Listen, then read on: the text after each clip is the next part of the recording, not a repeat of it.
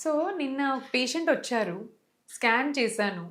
Scan చేసిన తర్వాత yes అండి మీ ఎగ్ రిలీజ్ అయింది. సో మీ ఫర్టైల్ విండో స్టార్ట్ అయిపోయింది. సో మీరు ఇప్పుడు కలిసి ఉంటే ప్రెగ్నెన్సీ ఛాన్సెస్ బాగుంటాయి అని చెప్పాను అనమాట.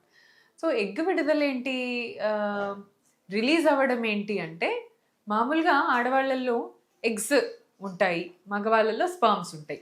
ఎగ్ అండ్ స్పర్మ్ మీట్ అయినప్పుడే ఎంబ్రియో ఫామ్ అవుతుంది. సో ఈ జస్ట్ ఎగ్ ఉండటం వల్ల ఎనీ టైమ్ ఆఫ్ ద సైకిల్లో ప్రెగ్నెన్సీ వచ్చే ఛాన్స్ ఉండదు.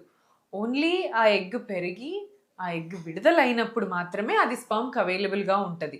సో బేసికల్లీ మెన్సెస్ స్టార్ట్ అయినాయి అంటే you are not pregnant. So pregnancy కాలేదు అని కన్ఫర్మేషన్గా చెప్పేది మీకు పీరియడ్స్ అవ్వటం. సో పీరియడ్స్లో మీకు అన్ని ఎగ్స్ హార్మోన్స్ అన్నీ ఒక బేస్ లైన్ లెవెల్లో ఉంటాయి. ఇక్కడ నుంచి యాక్చువల్ సైకిల్ టేక్ ఓవర్ అవుతుంది. సో సైకిల్లో ఎగ్ పెరగటం అన్ని డే 2 ఆఫ్ యువర్ మెన్సెస్ నుంచి స్టార్ట్ అయిపోతుంది అనమాట. సో జనరలీ ఒక 10 to 14 days తీసుకుంటుంది ఒక ఎగ్ గ్రో అవ్వటానికి. దో మనకు సైకిల్లో ఒక 6 to 7 ఎగ్స్ ఇటువైపు, 6 to 7 ఎగ్స్ లెఫ్ట్ వైపు. సో రైట్ అండ్ లెఫ్ట్ సైడ్లో ఎగ్స్ ఒక 6 to 7 ఉంటాయి. బట్ ఇన్ని ఎగ్స్ ఉన్నా కూడా ఓన్లీ హైయెస్ట్ థ్రెషోల్డ్ ఏదైతే మంచిగా ఎఫ్ఎస్హెచ్ హార్మోన్, ఎల్హెచ్ హార్మోన్స్ని తీసుకోగలిగి లోయెస్ట్ రేంజ్ ఆఫ్ థ్రెషోల్డ్ ఉన్నది మంచిగా సెలెక్ట్ అయ్యి పెరుగుతుంది అనమాట.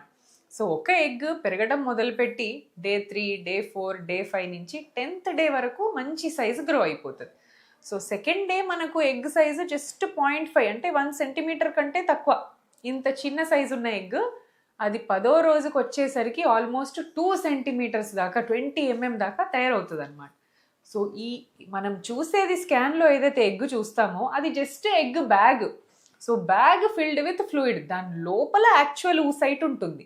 ఏదైతే ఫర్టిలైజేషన్కి అవైలబుల్గా ఉండాలో ఆ ఊసైట్ అనేది it is inside that follicle. So మనకు కనిపించేది ఓన్లీ ఫ్లూయిడ్ ఎగ్ బ్యాగ్.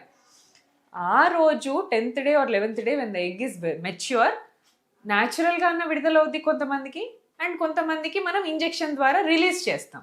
ఆ ఫాలికల్ బ్రేక్ అయ్యి దాంట్లో ఉన్న ఫ్లూయిడ్ అంతా బయటికి రిలీజ్ అయ్యి ఆ ఫ్లూయిడ్తో పాటు ఊసైట్ అనేది బయటికి వస్తుంది.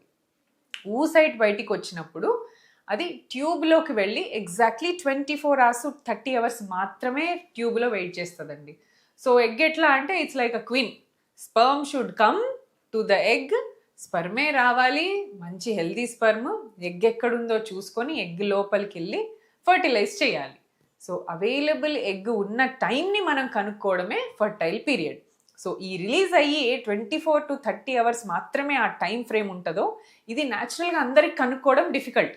అందుకనే ఒక్క డే అటు ఇటు అయినా మీ ఎగ్ డీజనరేట్ అయిపోతుంది. ఆ మంత్లో ప్రెగ్నెన్సీ ఛాన్స్ పోతుంది. మళ్ళీ నెక్స్ట్ మంత్ మళ్ళీ విడుదల కోసం వెయిట్ చేయాలి.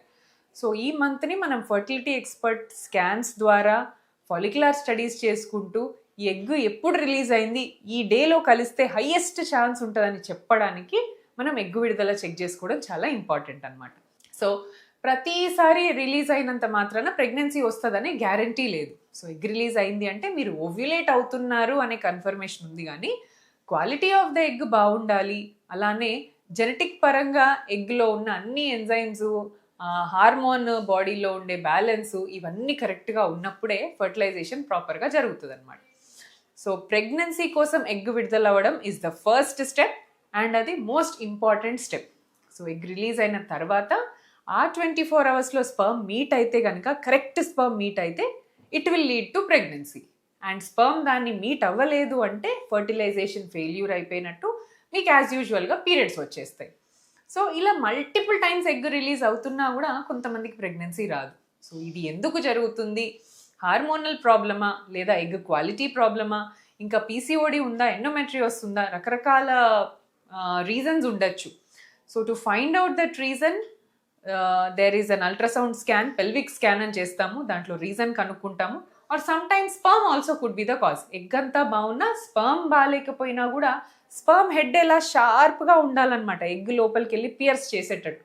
ఇప్పుడు స్పియర్ ఎలా ఉంటుంది, మన స్పియర్ అట్లా షార్ప్గా ఉంటేనే ఎగ్ లోపలికి వెళ్తుంది. కొన్ని హెడ్స్ షార్ప్గా ఉండవు, ఓవల్ షేప్ అట్లా ఉంటాయి. సో ఇలాంటి స్పర్మ్స్ కూడా పెనిట్రేషన్ సరిగ్గా అవ్వదు. సో సెమెన్ అనాలిసిస్ చేసినప్పుడు స్పర్మ్ షేప్ అన్నీ మనం చూసుకుంటాం. సో దాంట్లో స్పర్మ్ ప్రాబ్లం ఐడెంటిఫై అవుతుంది. సో ఎలాంటి ప్రాబ్లం వల్ల మీకు ఫర్టిలైజేషన్ జరగట్లేదు అని కనుక్కుంటే దాని తగ్గట్టు మీకు మెడిసిన్స్ ఇస్తే హ్యాపీగా ఫర్టిలైజేషన్ మనం బూస్టప్ చేయొచ్చు. So this is called egg rupture or egg release are ovulation. ఈ మూడో టర్మినాలజీ ఒకటే. సో ప్రెగ్నెన్సీకి ఇది మోస్ట్ ఇంపార్టెంట్ స్టెప్. అండ్ మీకు ఎగ్ విడుదల అవుతుందా లేదా ఆర్ ఏ టైంకి విడుదల అవుతుందో తెలుసుకోవాలంటే ప్లీజ్ విజిట్ 49. Thank you.